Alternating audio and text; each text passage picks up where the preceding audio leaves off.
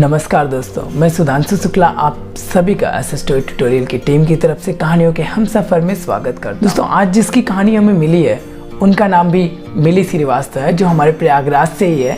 इन्होंने masters in social work किया है और इनकी एक बुक है अभी बाकी है ज़िंदगी।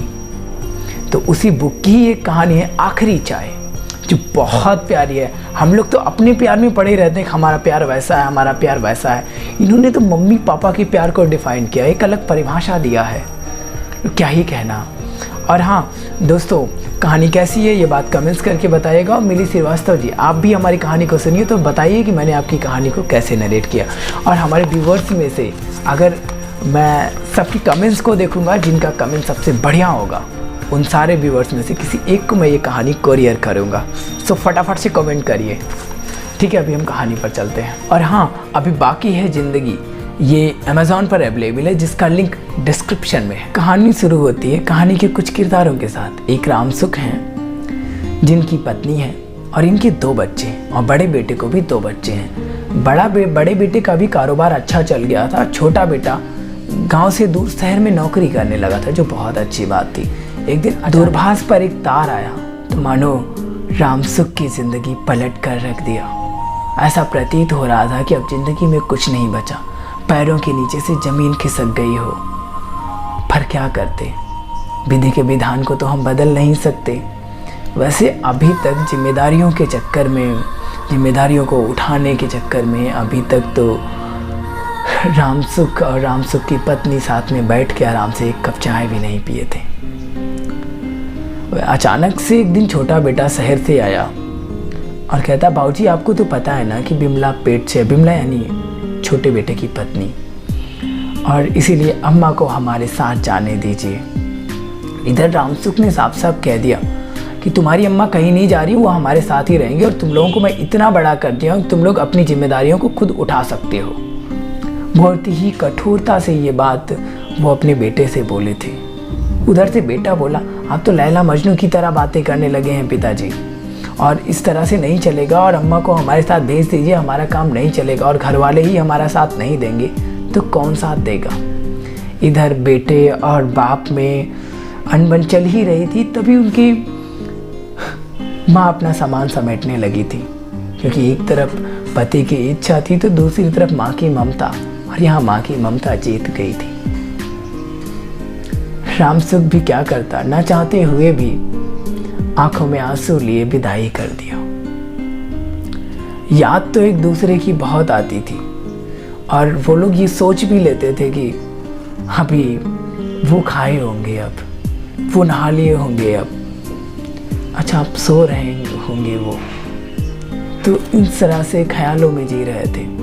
वैसे माँ का भी मन कई बार होता कि बेटों से कहूँ कि मुझे आपके बाबूजी से बात करनी है, लेकिन मन को मार के रह जाती थी, कभी कहने की हिम्मत नहीं जुटा पाती थी। लेकिन एक दिन अचानक से उन्होंने थोड़ी हिम्मत की और उन्होंने बोला कि बेटा, घर पे बच्चों की याद आ रही है और हमें घर चलना चाहिए, हमें घर चलना चाहिए, और वैसे देख लेंगे आपके बाबूजी भी ठीक हैं या नहीं। बेटा कहता, हाँ ठीक है माँ। दूसरे दिन ही अचानक से घर आ जाते हैं, दूसरे दिन अचानक से घर आ जाते हैं। और इधर रामसुख अपनी पत्नी को देखकर तो मानो इतना खुश हो जाता है, जो कभी सोचा भी नहीं था। अपने बड़े बेटे को आवाज़ देते हुए कहता है, बेटा देखो तुम्हारी अम्मा आई हैं। और बहुत खुश होते हैं। पूरे दिन एक दूसरे के साथ सभी थे।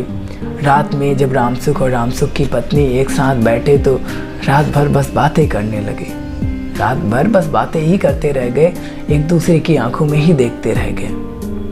सुबह मन तो नहीं था, लेकिन फिर भी जैसे तैसे दिल पे पत्थर रख के उन्होंने विदाई कर दिया।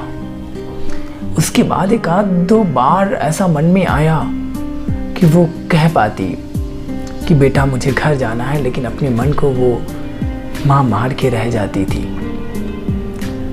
क्या करती, बेटों के सामने फिर उस तरह से कह भी तो नहीं सकती थी।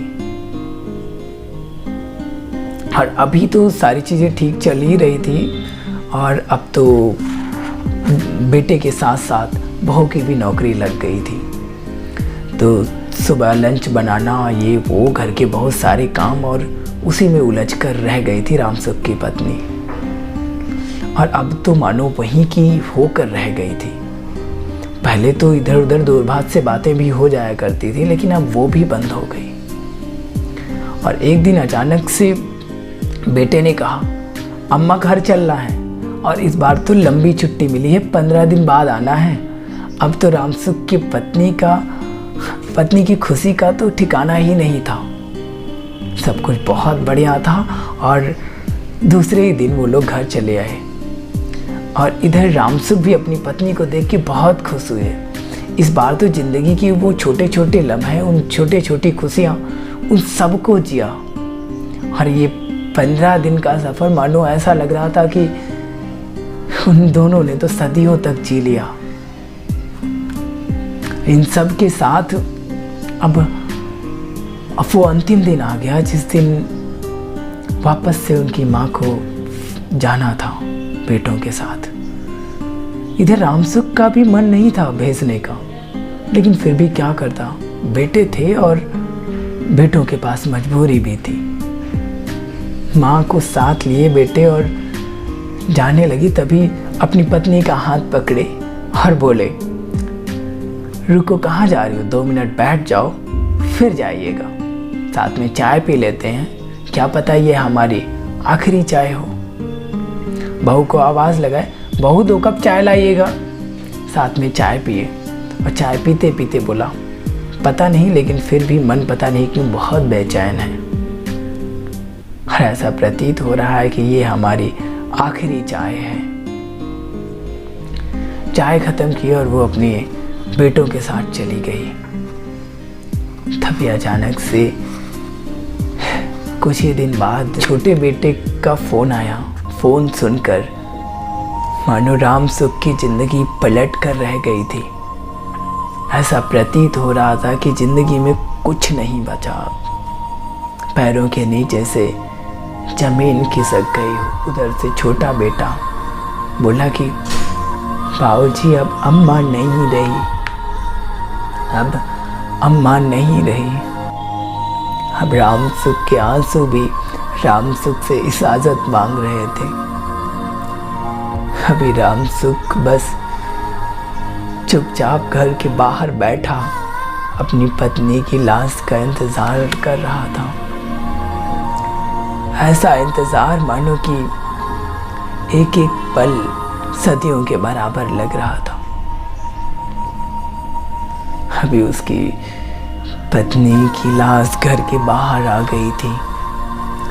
अभी उसकी पत्नी की लाश घर के बाहर आ गई थी। वो एक ही बात कह के,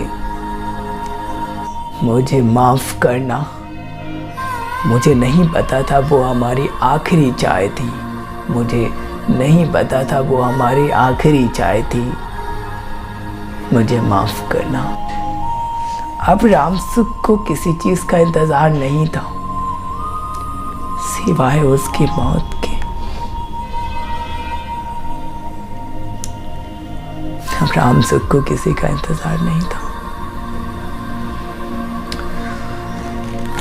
दोस्तों शुक्रिया